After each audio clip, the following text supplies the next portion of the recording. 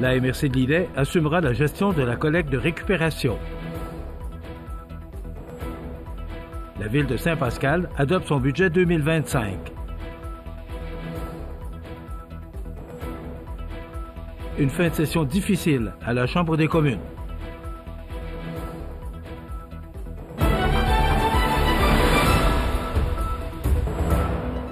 Mercredi 18 décembre 2024. Bonjour mesdames et messieurs et bienvenue à votre bulletin régional sur le réseau de télévision CMA TV.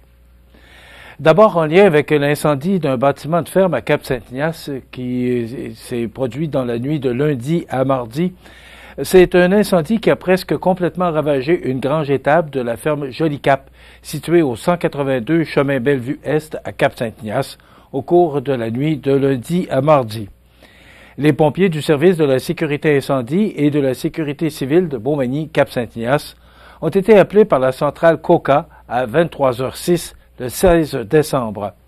Sur les lieux, les hommes du directeur Pierre Boucher ont constaté un embrasement généralisé du bâtiment de 2 étages. Ils ont fait appel à leurs confrères des casernes de Saint-Cyril, Lillet, Notre-Dame-du-Rosaire et Berthier-sur-Mer. L'événement a été mis sous contrôle à 2h39 du matin. Selon M. Pierre Boucher, environ 75% du bâtiment est une perte totale et le bétail qui se trouvait dans cette section aurait péri. Les causes et circonstances du brasier sont toujours sous enquête au moment où cette nouvelle a été publiée. Dès janvier 2025, la MRC de Lillet assumera la gestion de la collecte de la récupération sur l'ensemble de son territoire. En effet, l'organisme de gestion Éco-Entreprise Québec, un organisme de gestion désigné et reconnu par le gouvernement du Québec et ayant signé des ententes avec l'ensemble des municipalités du Québec via les MRC, pour la plupart, assurera, entre autres, une standardisation des matières, en plus de répartir les matières entre les centres de tri à l'échelle de la province. Éco-Entreprise Québec encadrera donc la MRC de Lillet dans cette transition de gouvernance dès janvier 2025. Cette réorganisation s'inscrit dans le cadre de la modernisation de la collecte sélective des matières recyclables et vise à assurer une gestion optimale des collectes tout en maintenant un service de proximité pour les citoyens qui ne constateront pas de changement significatifs dans leurs habitudes de tri et leur bac bleu. Le principal changement à prévoir pour certaines municipalités sera le jour de collecte de la récupération en raison de la signature d'un nouveau contrat regroupant tout le territoire. La fréquence de la collecte des bacs bleus, quant à elle, restera inchangée et aura toujours lieu une fois toutes les 2 semaines.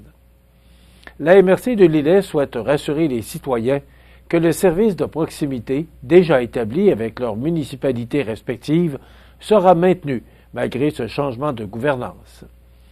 Les questions et préoccupations de la population en lien avec la collecte de la récupération continueront d'être prises en charge par le personnel de leur bureau municipal. Éco-Entreprise Québec invite la population de la MRC de Lillet à consulter le site bacimpact.ca pour toute question concernant la récupération des matières recyclables.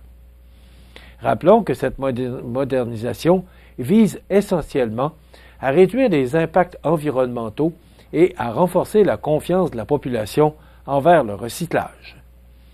La MRC de Lillet remercie tous ses citoyens pour leur précieuse collaboration et leur engagement envers la protection de l'environnement. C'est le mardi 17 décembre que le conseil municipal de ville de Saint-Pascal adoptait son budget pour l'année 2025 lors d'une séance extraordinaire tenue le lundi 16 décembre dernier. La mairesse de la ville de Saint-Pascal, Mme Solange Morneau, a présenté un budget de fonctionnement équilibré au montant de 9 310 651 $, soit une baisse par rapport à l'année précédente qui était de l'ordre de 9 367 645 $. Le budget de fonctionnement comprend les dépenses et revenus annuels associés à la prestation des services municipaux, dont la principale source de financement provient des taxes municipales. Les éléments notables en lien avec le taux de taxation 2025 se résument par la hausse des coûts des services, particulièrement la gestion des matières résiduelles et du service de la dette incluant maintenant le règlement d'emprunt du centre socio-culturel. Mme Morneau a tenu à souligner les efforts considérables déployés par la Ville pour minimiser les impacts des hausses des coûts pour les citoyens. Malgré le contexte économique actuel qui a rendu la tâche particulièrement ardue, nous avons mis en œuvre diverses mesures pour absorber ces augmentations, par exemple en diminuant le budget des opérations par rapport à 2024. Je suis fier des efforts déployés par le Conseil et l'équipe municipale, a-t-elle déclaré. Le budget d'investissement d'un montant de 10 405 365 $, dont 7 445 109 $ proviendront de subventions gouvernementales, permet de financer les projets d'immobilisation que la Ville prévoit effectuer pour entretenir ses infrastructures, favoriser le développement économique, culturel et social, et également améliorer la qualité de vie des citoyens par un meilleur aménagement urbain et des infrastructures communautaires. Parmi les projets identifiés au programme triennal d'immobilisation pour l'année 2025, notons la réfection de ponceaux, de conduites et de chaussées, des investissements aux usines de traitement de l'eau potable et des eaux usées, et des acquisitions au niveau du fonctionnement des travaux publics. Une fin de session difficile à la Chambre des communes. On vous donne plus de détails après la pause. Toute l'équipe de la Boucherie Saint-Mathieu, spécialiste dans les charcuteries artisanales, pâtés, boudins, mets préparés et terrines maison, désire vous souhaiter un joyeux temps des fêtes et remercie sa fidèle clientèle. Toute l'équipe de JRM vous souhaite de joyeuses fêtes. JRM, votre expert en excavation, pavage et déneigement depuis plus de 60 ans. Engagez-vous sur une bonne route. Choisissez JRM, qui vous souhaite une belle et heureuse année. Trouvez des cadeaux parfaits à votre Jean Coutu de Montmagny. L'équipe tient à vous rappeler l'importance, en cette période de rassemblement, d'offrir, de partager, de cultiver les traditions. Aujourd'hui, votre Jean Coutu de Montmagny veut vous remercier, vous tous, d'être là avec nous année après année pour célébrer en beauté. En ce moment magique de l'année, savourez chaque instant aux côtés de vos proches. Riez, festoyez, créez des précieux souvenirs. Pensons également à tendre la main à ceux qui en ont besoin, car la solidarité et la bienveillance incarnent l'esprit des fêtes. Alors que 2024 tire à sa fin, je tiens à vous exprimer ma gratitude pour votre soutien et votre confiance tout au long de l'année. Passez un merveilleux temps des fêtes et une nouvelle année 2025 remplie de bonheur et de santé. Vous regardez CMA TV, le réseau de l'information sur la Côte-du-Sud. La session parlementaire de l'automne 2024 s'est terminée hier, mardi, à la Chambre des communes, dans une ambiance de tension, avec, entre autres, la démission de la ministre des Finances, Mme Chrystia Freeland. Bernard Généreux, député fédéral du comté, a commenté en ces termes. Cet automne a mis en lumière l'ampleur du chaos provoqué par Justin Trudeau et son gouvernement. Une Chambre des communes paralysée par des motions de privilèges et par la corruption libérale, des scandales éclatants au grand jour, des décisions économiques désastreuses, des prédictions budgétaires astronomiques et une politique d'immigration hors de contrôle, déclare M. Généreux, député de Montmagny, Lilley, Kamouraska, Rivière-du-Loup. Selon le député fédéral, le Canada fait face à une menace économique grave. Les États-Unis, notre plus grand partenaire commercial, envisageant d'imposer une taxe de 25 % sur plusieurs de nos exportations. Alors que l'économie canadienne vacille déjà sous le poids de l'inflation et de déficits records, Justin Trudeau reste passif face à cette menace qui pourrait dévaster nos industries et les travailleurs qui en dépendent. Le silence du gouvernement libéral est assourdissant et son inaction face à cette situation critique est inexcusable, s'indigne Bernard Généreux.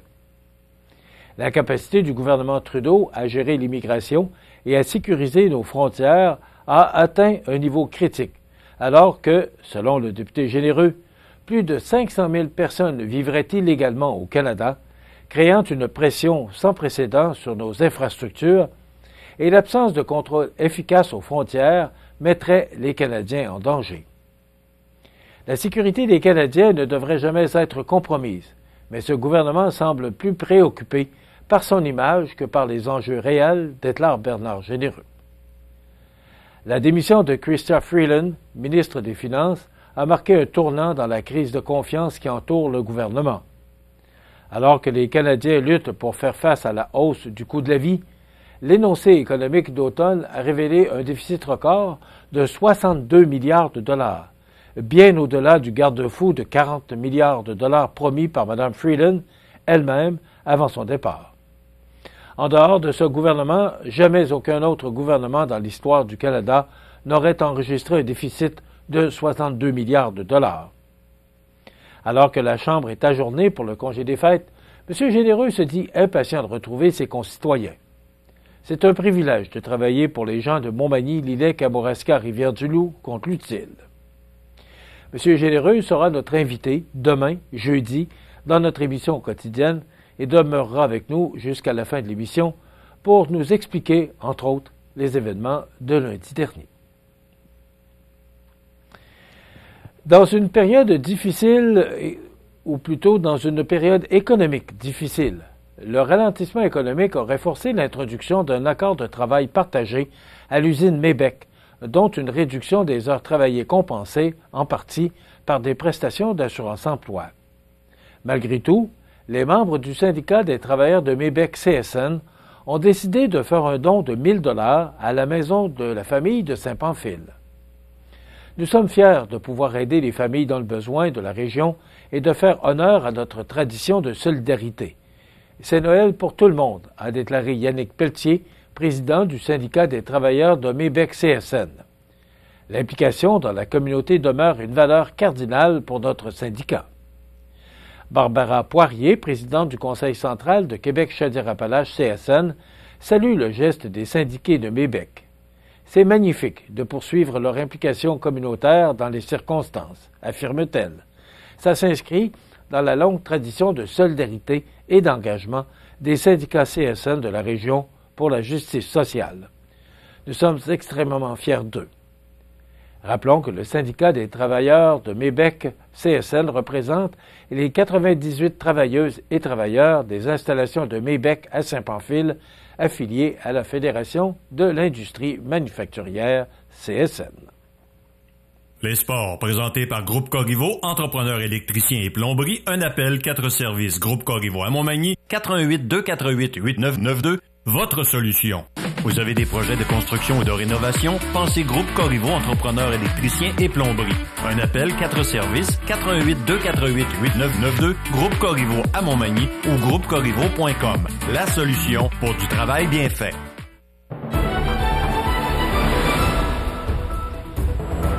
Au sport, les Seigneurs de la Pocatière étaient sur la route du côté de Desjely vendredi dernier, 13 décembre, pour y affronter les prédateurs Carquois du Témiscouata. Ce sont les Seigneurs qui se sont inscrits les premiers en pointage en marquant suite au 3e but de la saison de Gabriel Lizotte. Les 2 autres filets des Seigneurs appartiennent à Loïc Picard. Dans un match disputé avec intensité, les Seigneurs se sont quand même inclinés pour la seconde fois en 6 parties cette saison au compte de 5-3. L'équipe a reçu pas moins de 14 pénalités mineures, en plus d'une punition de 5 minutes et une autre pour inconduite de partie. Le prochain match des Seigneurs de la Pocatière, vendredi 20 décembre, alors que l'équipe tentera de rebondir en visitant le frontalier Construction Unique du Trans à 20h. Et samedi dernier avait lieu au Boulodrome Montmagny le tournoi de pétanque sous la formule 2 pointeurs formés et capitaines à la pige avec 23 équipes participantes. Les gagnants du tournoi sont en première position Jean-Yves Létourneau, Nicole Beaulieu et Lise Beaulieu. En deuxième position, Pierre Mercier, Pierrette Landlois, Anne-Marie Goupil. En troisième position, Noël Berthiaume, Suzanne Morin, Céline Marcotte.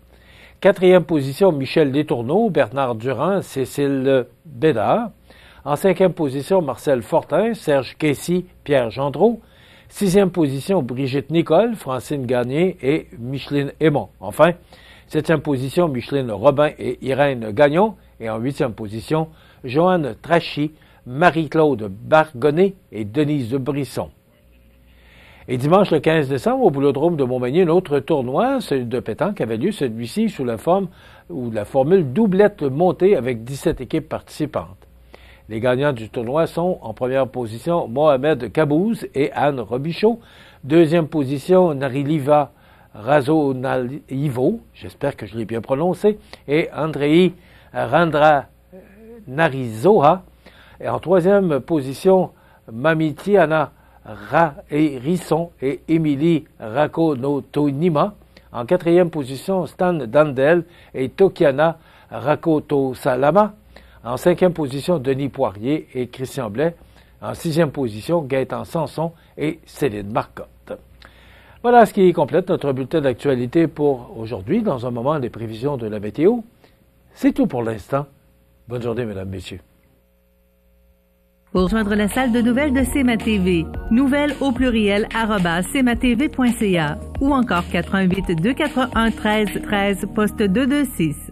Les prévisions de la météo. Une présentation de Promutuelle Assurance Montmagny-Lillet. Toujours à l'écoute de vos besoins.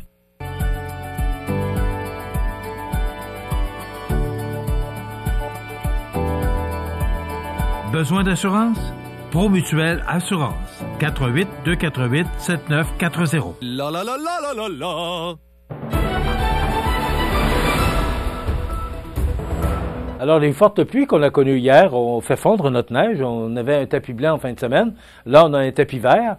Mais il semblerait qu'on va avoir un tapis blanc, un Noël blanc pour Noël, mais pas beaucoup de neige. On regarde l'image de satellite, c'est du temps nuageux. Et aussi pour l'image radar, il n'y a pas beaucoup de précipitations en vue. Donc, ça nous donne, en résumé, pour ce mercredi du 18 décembre, du temps généralement nuageux, avec 40 de probabilité d'averse de neige, vent du sud-ouest de 20 km/h avec des rafales à 40, température stable à près de 2 degrés. Ce soir, la nuit prochaine, neige intermittente, accumulation de 2 cm, vent du sud-ouest de 20 km/h avec un minimum de 0. Demain jeudi, neige intermittente, cessant en mi-journée, dégagement par la suite, accumulation de 2 cm par endroit, et les vents vont changer de direction et souffler nord-ouest de 20 km/h. Les températures vont être à la baisse. Ça va être du temps beaucoup plus froid au cours des prochains jours, avec moins 5 en après-midi pour demain jeudi, mais avec le vent, on pourrait sentir jusqu'à moins 13. Vendredi, alternance de soleil de nuages, maximum de moins 7. Samedi, neige intermittente, ça demeure froid avec moins 7. Et dimanche, du beau soleil, mais ça sera froid avec un maximum de moins 10 degrés. Et si on regarde de très loin, là, on parle de soleil pour le lundi 23 décembre et de soleil pour le 24 décembre. Donc, c'est pour ça que je vous disais que le tapis peut être blanc, mais il ne sera pas épais. Normal de saison, c'est en site de l'année, moins 6 le jour, moins 16 la nuit. Le soleil s'est levé à 7h24 et se couchera à 4h moins 5. Et on s'en va vraiment vers les journées les plus courtes de l'année. Il fait actuellement 1 degré à l'extérieur des studios de CMA TV. Les vents soufflent de direction sud-ouest à 20 km/h. L'humidité qui est à 91 % et la pression barométrique est à 101,8 kPa. Voilà, ça complète les prévisions de la météo pour ce mercredi. Maintenant, si on regarde le contenu de notre émission de ce mercredi, dans un moment, on vous présente la dernière chronique culturelle de l'année avec Cynthia Lamontagne et Mireille Soucy. On fera le bilan de 2024 et on regardera dans la boule de cristal de 2025. Et on recevra François Lapointe, coordonnateur des communications de gestion de matières résiduelles du Conseil régional de l'environnement Chaudière-Appalaches, qui viendra nous dire qu'on dépense beaucoup d'argent à jeter de la nourriture. C'est une entrevue très intéressante et bien sûr, on va commenter l'actualité. Donc, c'est ce qu'on vous propose comme menu de ce mercredi 18 décembre. Je vous souhaite donc une excellente émission à notre antenne.